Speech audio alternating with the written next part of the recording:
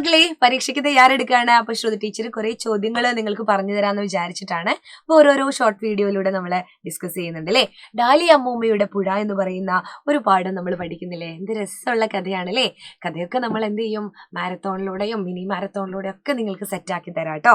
അപ്പോ ഡാലി അമ്മൂമ്മയുടെ പുഴ എന്ന് പറയുന്ന ഈ ഒരു ഭാഗത്ത് നമ്മൾ കുറേ കാര്യങ്ങൾ പഠിക്കുന്നുണ്ട്. വി ഷിനിലാൽ എഴുതിയതാണ്, നരോദ പാട്ടിയയിൽ നിന്നുള്ള ബസ് എന്ന് പറയുന്ന സമാഹാരത്തിൽ നിന്ന് കേട്ടോ. അപ്പൊ ഡാലി അമ്മൂമ്മയുടെ പുഴ എന്ന് പറയുന്ന ഈ ഒരു ഭാഗത്ത് പ്രധാന കഥാപാത്രം ആരാണ്? ഒന്ന് ഡാലി അമ്മൂമ്മയാണ്. അപ്പൊ ഡാലി അമ്മൂമ്മ പുഴയെ കൂട്ടുകാരിയായിട്ട് കണ്ട് സംസാരിക്കുകയും പുഴയോട് മിണ്ടി പറയുകയൊക്കെ ചെയ്യുന്ന രസകരമായിട്ടുള്ള ഒരു കാര്യമാണ്. പിന്നെയുള്ള ഒരു കഥാപാത്രം ഒന്ന് പുഴയാണ്.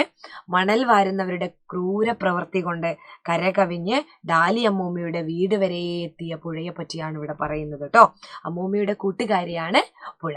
പിന്നെയോ പെരുമ്പാമ്പിൻ കുഞ്ഞും കൂടെ ഇതിലുണ്ട്.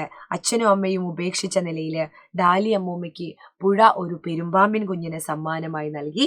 അപ്പൊ അമ്മൂമ്മയെ സ്വന്തം അമ്മയെ പോലെ കണ്ട് അല്ലെ, അമ്മയെ പോലെ കണ്ട് അമ്മൂമ്മയെ ചുറ്റിപ്പറ്റി നിൽക്കുന്ന ഒരു കഥാപാത്രമാണ് പെരുമ്പാമ്പിൻ കുഞ്ഞ്.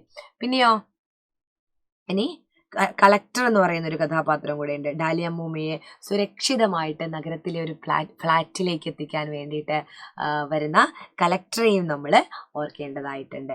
അപ്പോൾ ഇത്രയും പ്രധാന കഥാപാത്രങ്ങളാണ് നമ്മുടെ ഡാലി അമ്മൂമ്മയുടെ പുഴ എന്ന് പറയുന്ന കഥയിലുള്ളത്. കഥയൊക്കെ അടിപൊളിയായിട്ട് പഠിക്കണം കേട്ടോ. അപ്പോൾ വജ്ര ബാച്ചിലേക്ക് ജോയിൻ ചെയ്യണം നിങ്ങൾ. താഴെ കാണുന്ന നമ്പറിൽ കോൺടാക്ട് ചെയ്യണേ. അപ്പോൾ ശ്രുതി ടീച്ചർ മറ്റൊരു ക്ലാസ്സുമായിട്ട് വരാം. അതുവരേക്കും ബൈ.